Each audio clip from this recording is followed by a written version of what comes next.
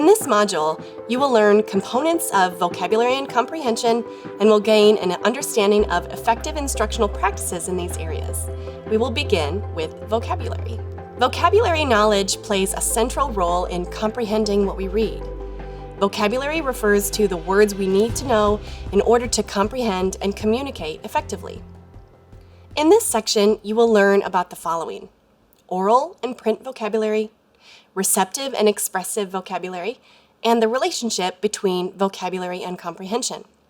Let's begin with oral and print vocabulary.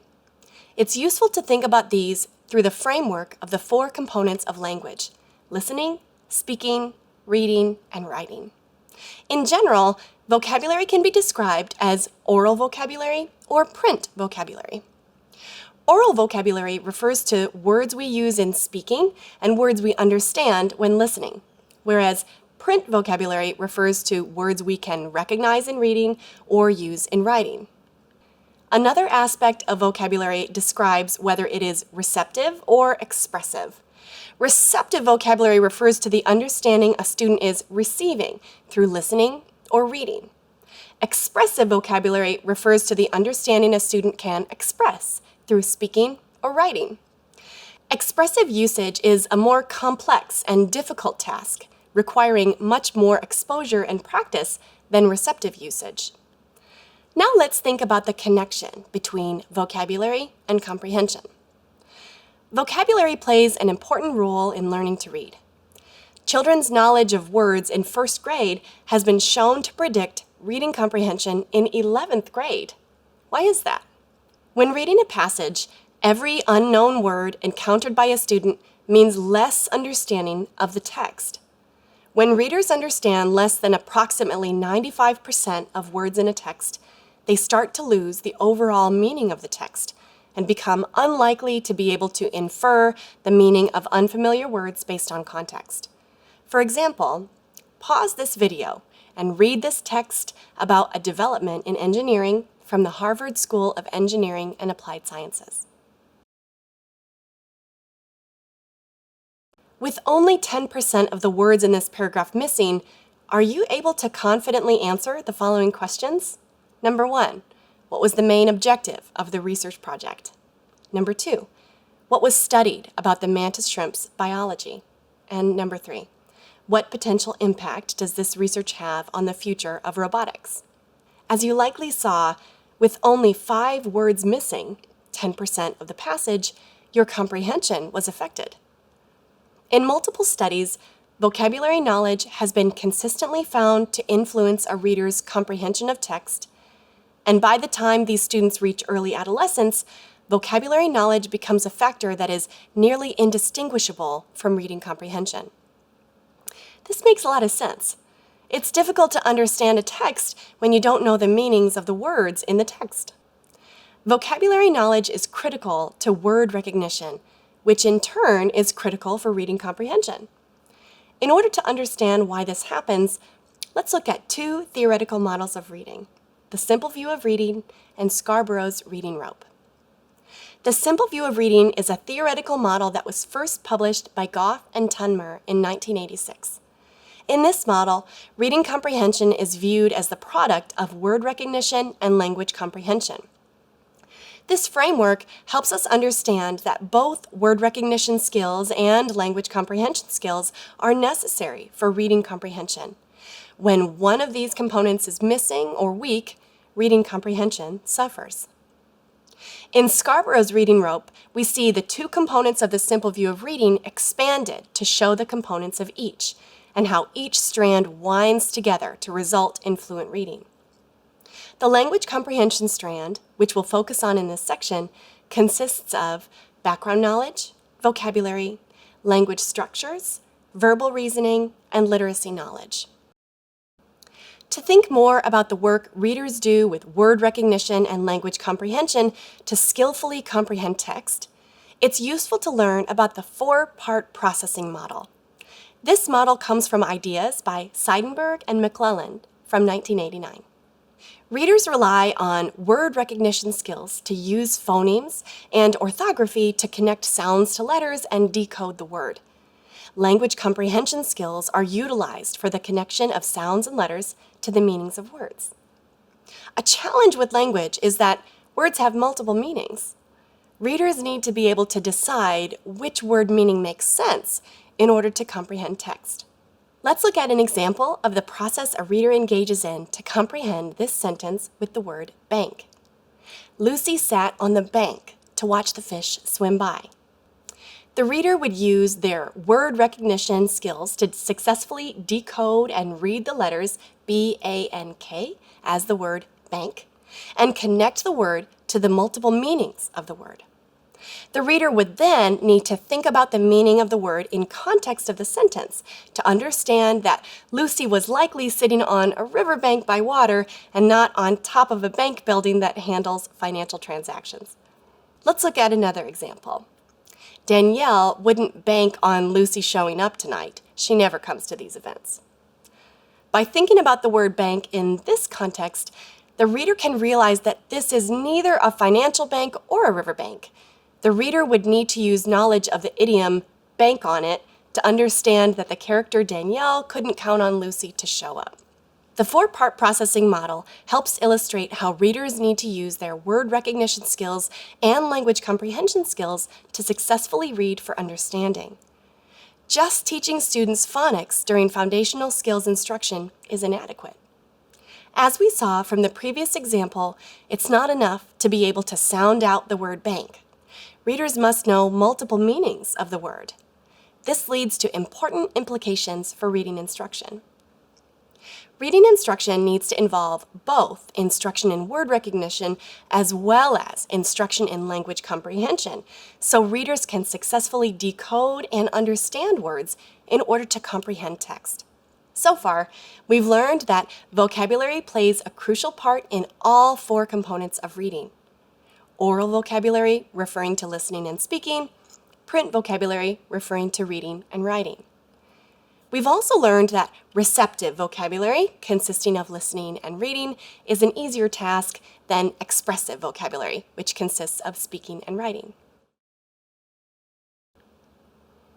To begin, what does it mean to really know a word? For some of us, this question may bring to mind a mental dictionary where words are listed along with their meanings. However, our mind's dictionary uses more precise definitions than a paper dictionary does because words in isolation can be ambiguous. Think of the word heavy, which according to Merriam-Webster means having great weight. However, if I tell you that I found a heavy pumpkin, the meaning of heavy in this context is that the pumpkin is heavy when compared to other pumpkins, not when compared to, say, an elephant. Words can take on different meaning based on context. It is important to remember that word meanings are learned incrementally through multiple exposures. As we encounter the same word in different contexts, our knowledge of the word develops. An example of this is how a young toddler might initially think that any animal that is furry, has a tail, and stands on four legs is a cow. But over time and with multiple exposures to the word cow in different contexts, they'll begin to differentiate a cow from other four-legged furry animals, such as horses and goats. Some experts estimate that 15 to 20 exposures to a word through reading, writing, speaking, and listening are necessary for acquisition and application of word meaning. Vocabulary knowledge is often differentiated between breadth and depth. Breadth of vocabulary knowledge refers to the amount of words a learner knows. Depth of vocabulary knowledge refers to how well a word is known. This includes knowing multiple meanings of words, how it relates to other words, and how it can best be used in specific contexts. Here's an example. If I heard the phrase, "she gave a cogent argument," I know the word cogent enough to know that the argument was a good one, but I'm not able to explain the definition to someone or provide the multiple meanings of cogent. I wouldn't even be sure how to use it in other contexts outside of an argument. It is part of my breadth of knowledge because it is a word I know, but I wouldn't consider it a word for which I have depth of understanding.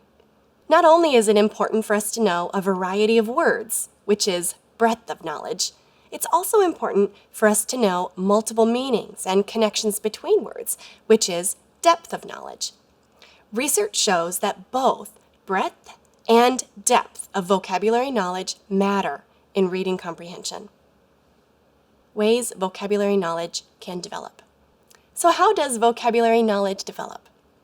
It is useful to think about two ways vocabulary knowledge can develop: incidental word learning and explicit instruction. Incidental word learning is when meanings of words are learned naturally as we engage with language. If you've ever spent much time with a 3-year-old, you've probably seen this happen. They often surprise you with new words they'll start using in speech, and you wonder, how did they learn that word? Incidental word learning is important because there isn't time in the instructional day to explicitly teach the meaning of all words. Students can learn vocabulary incidentally through engagements with oral language and extensive reading, which is also called wide reading. In a review of the research, the National Reading Panel found that words can be learned incidentally in the context of reading or listening to others. Children learn the meanings of words incidentally through everyday experiences with oral and written language. This could happen through engaging in conversations with adults, by listening to others read to them, and by reading on their own. School systems can build upon and extend the oral language developed at home through purposeful focus on language development. As educators, we can include more unusual words in our own language, which some research indicates can be helpful. Our everyday language is less formal, but an educator can use more sophisticated vocabulary to expand student encounters with new vocabulary words. Research has shown that the types of words educators use can make a difference in their students' literacy skills. We'll discuss more about using sophisticated words later in this module. Research suggests that students who engage in wide reading learn more word meanings. This makes sense. The more a student reads, the more words they're exposed to. In one study, it was estimated that students who read for around 20 minutes a day are exposed to approximately 2 million words per year.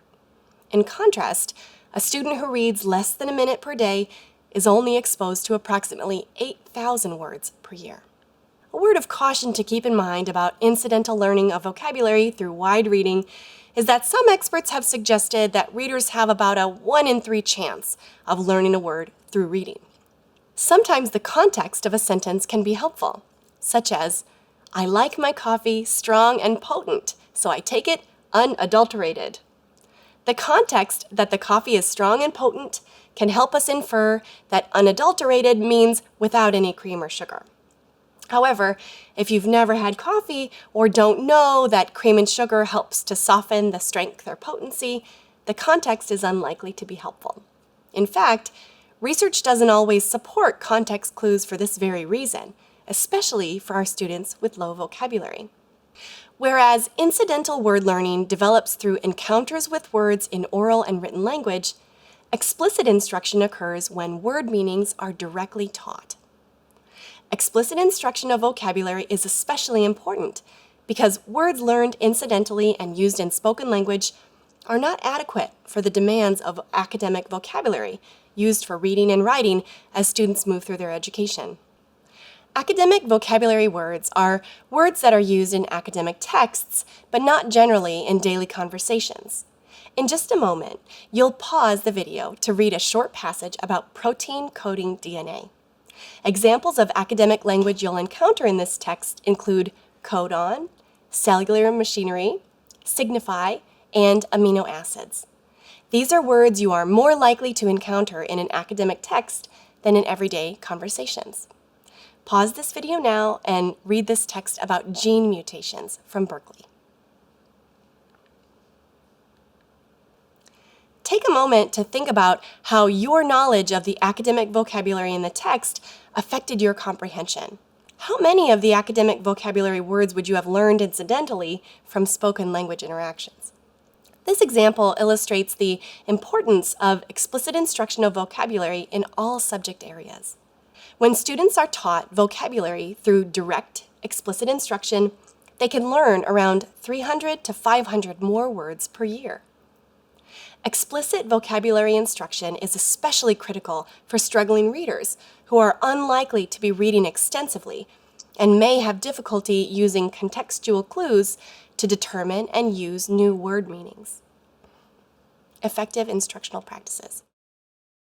The National Reading Panel found that vocabulary instruction leads to gains in comprehension. The report that the panel published states that a single method of instruction will not lead to the greatest gains in vocabulary.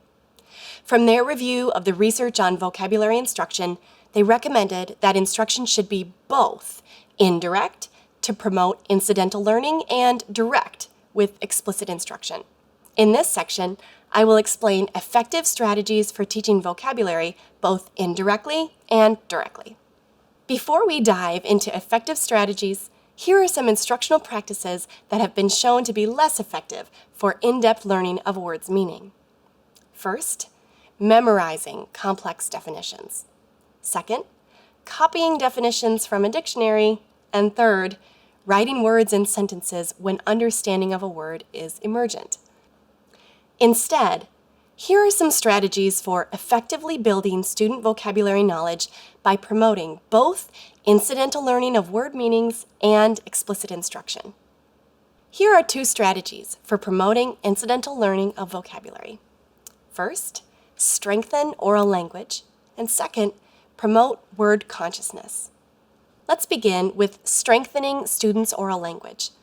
When children are young, talk is the greatest tool families and educators can use to develop their child's early verbal skills. One method to strengthen oral language is the talk method created by Maya Payne Smart in the book Reading for Our Lives, a literacy action plan from birth to 6. The talk method was developed to enhance the oral language experience of babies and young children. Talk stands for the following. T is for take turns. A is for ask questions, L is for label and point, and K is for keep the conversation going. To use this method, here are some tips. Take turns. Speak to children in conversation and allow them to respond in their own way, whether that is by coos and babbles by a baby or words from toddlers and young children. Ask questions. Even before babies start talking, asking them questions about things happening in their environment or in a book helps build language. A study found that the number of questions asked during shared book reading with a 10-month-old predicts their language skills 8 months later. Label and point. You can do this by discussing everyday objects, book illustrations, shapes, and colors you see to build oral language. Keep the conversation going. Whatever you're talking about, look for opportunities to extend, expand, and elaborate. You could also connect the conversation about a book to life experiences the child has had, or connect life experiences back to a book.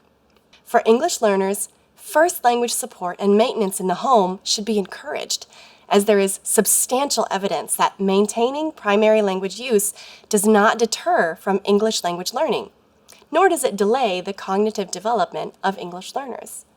Instead, knowledge-building talk and experiences in a student's primary language can stimulate oral language and knowledge development.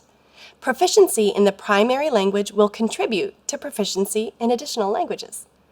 The acquisition of literacy skills in the first language tends to facilitate literacy skills when learning other languages. Encourage families you work with to continue building oral language skills in their first language. Another strategy to use when teaching vocabulary incidentally is to promote word consciousness. Building early student interest in playing with words and language puts them on the path toward being lifetime learners of words. This can involve encouraging students to identify fun and interesting words in stories they hear and read. For example, if you are reading a book with this sentence, "The children were flabbergasted when their mother fed them dessert for dinner." Have students repeat the word flabbergasted, act out what it looks like to be flabbergasted, and give examples of times when they have felt flabbergasted. Word consciousness can also be promoted by incentivizing students to notice when they've seen words they've learned in different contexts. For example, if one of the vocabulary words students have recently learned is fierce, make it a challenge for students to notice when they see the word fierce in text, or hear it in conversation, or even to use it themselves in speaking or writing. Celebrate these moments with high fives, a special vocabulary dance, or even a sticker. Another way to promote word consciousness is to bring student attention to figurative language they hear and read in texts, such as a fish out of water or it's raining cats and dogs. This should include a discussion about what the speaker or author meant with the figurative language. In summary, one way to increase a student's vocabulary knowledge is through purposefully building opportunities for incidental learning of vocabulary by strengthening oral language and promoting word consciousness. Now let's talk about explicit instruction of vocabulary. Explicit instruction of word meanings should include the following: teaching the target word meaning by providing the definition of the word, engaging students to think more deeply about the word, providing multiple exposures of the word through reading, writing, speaking, and listening, and measuring success of learning through assessment. It's important, when providing a definition of the word, to use a student-friendly definition, not a complex dictionary definition filled with words the student doesn't know. For example, the dictionary definition of the word gloomy from Merriam-Webster Online Dictionary is low in spirits, melancholy. A child-friendly definition of gloomy could be filled with sadness.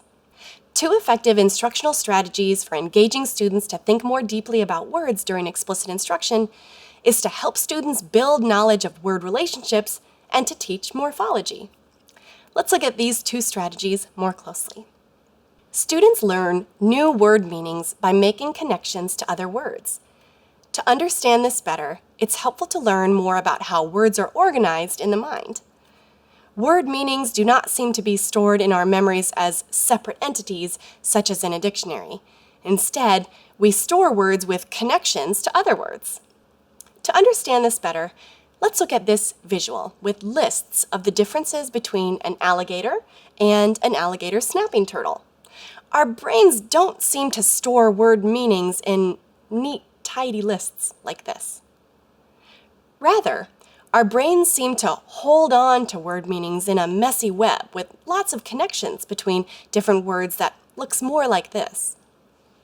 The implications of how word meanings are stored in the mind with connections to other words leads to the use of instructional strategies that explicitly deepen a student's understanding of vocabulary words by making connections to other words.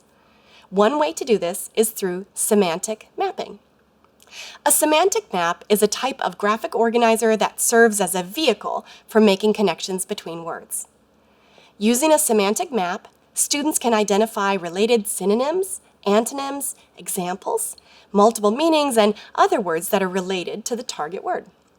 In order to create a semantic map, first, identify the targeted word. Second, place the word in the center of the map and include a student-friendly definition. Third, add synonyms, antonyms, and examples. And fourth, draw or add pictures that represent meaning.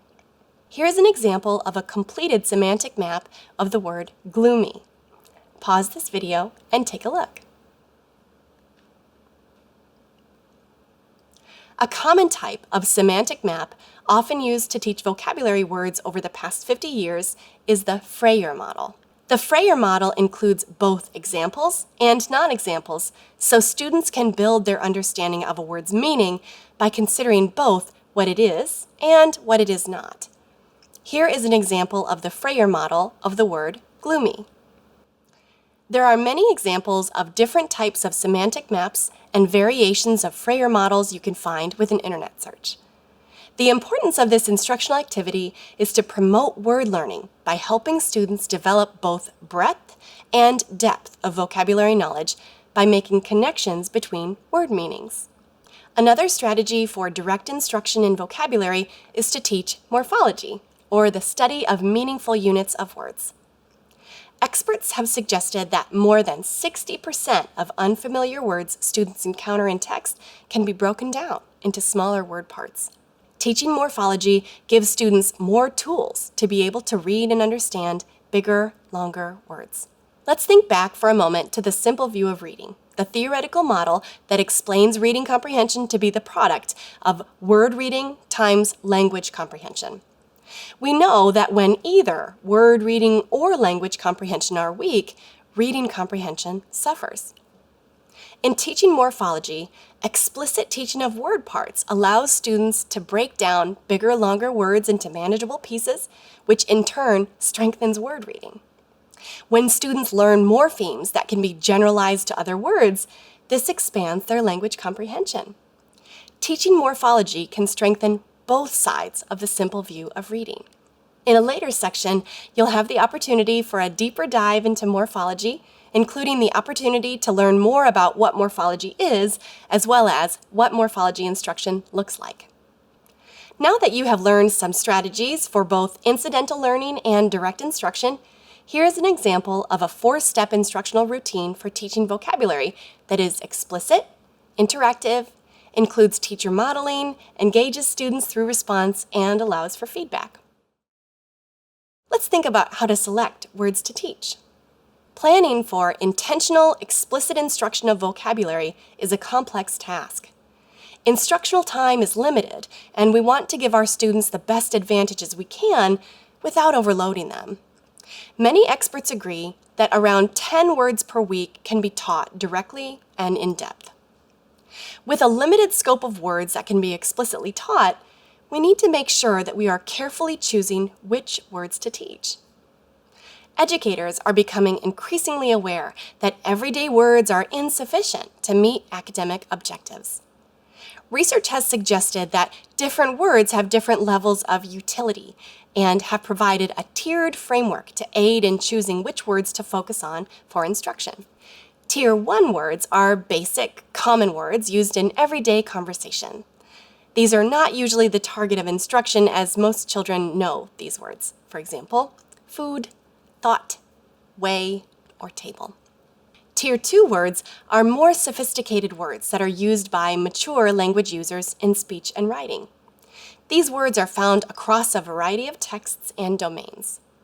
Students are often familiar with the concepts underlying Tier 2 words, but are unfamiliar with the word itself. Examples are furious or infuriated. Students may not know those words, but they typically understand the underlying concept of these words as mad or angry. Tier 2 words are often the target of instruction. Tier 3 words are vocabulary terms students often encounter with less frequency and are often taught in content area classes. Tier 3 words have a more narrow and specific role in language, and while they are less common than Tier 2 words, they strengthen background knowledge for content area learning. In elementary settings, we typically want to select Tier 2 high utility words when planning which words to use for direct instruction. When choosing our vocabulary words, we can ask ourselves these questions. Is this word important for understanding the text? Is this word useful for students to learn? Is this word difficult for most of our students?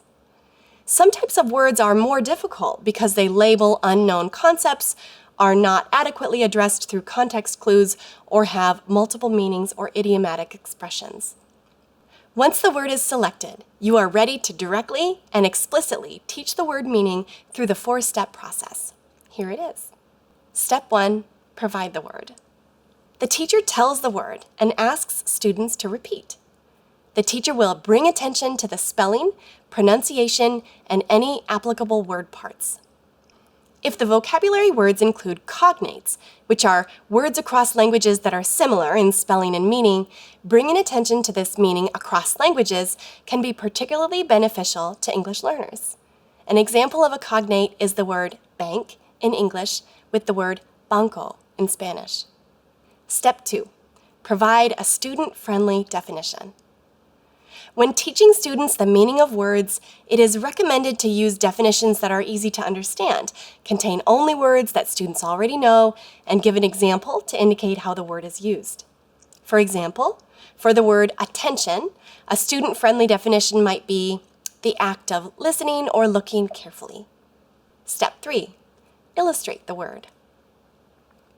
Illustrating the word with examples and non-examples provides multiple contexts for the word. This can mean drawing pictures, acting out the word, writing sentences using the word, or sharing sentences from read-aloud texts or student texts that contain the word. Posting each vocabulary word in a classroom with a student-friendly definition from Step 2 and a picture of the word is an excellent way to help students reference previously learned words. Step 4, check student understanding. The final step is to check student understanding of each vocabulary word taught. It is important to ask questions that prompt students to demonstrate understanding of the use of the vocabulary word or its meaning. For example, asking students to generate examples or non-examples, and asking students to generate sentences that include correct usage of the vocabulary word. In order to get students into the habit of using sentences in which the vocabulary words are used correctly, scaffolding the skill with sentence stems can be helpful. Here's an example of what the 4 steps can look like in practice. Step 1. The teacher starts with, our first word today is compromise. Listen as I say the word and get ready to echo. Compromise. And the students say, compromise. How many syllables did you hear in the word compromise? 3. Step 2. This word is about people or groups who might disagree on something, trying to find a way to agree. It requires trying to understand another point of view so that you can make a deal. Last night, I compromised with my son. He wanted to play for 10 more minutes before taking a bath, but I wanted him to get in the bath right away. We disagreed at first, but we were able to compromise by coming to the agreement that he could play for 5 more minutes before taking a bath. Step 3. I wonder if you know this word's part of speech. Here's a hint. Does it answer the question who or what? Yes, that's right, it answers what. It's a noun. Let's act out the word compromise. Let's say that students A and B want to play together at recess, but student A wants to play on the slide and student B wants to play on the swings. How could they compromise? This is when students could give various answers. How could we illustrate this word? I'm sure students would have great ideas for how to illustrate this. Step 4. Is it a compromise when I tell you that it's time for PE? No. Would it be a compromise if you told me you were sick and needed to go to the nurse? No. Would it be a compromise if you wanted all of my crayons, but I needed them too, so I just gave you some of them? Yes. Tell me about a time that you compromised. You can either tell me something that really happened, or you can make one up. Please use the following sentence stem. I compromised when... In summary, there are many ways to set students up for success in vocabulary through both incidental word learning and explicit vocabulary instruction. We can promote incidental word learning in the classroom through building oral language and encouraging word consciousness.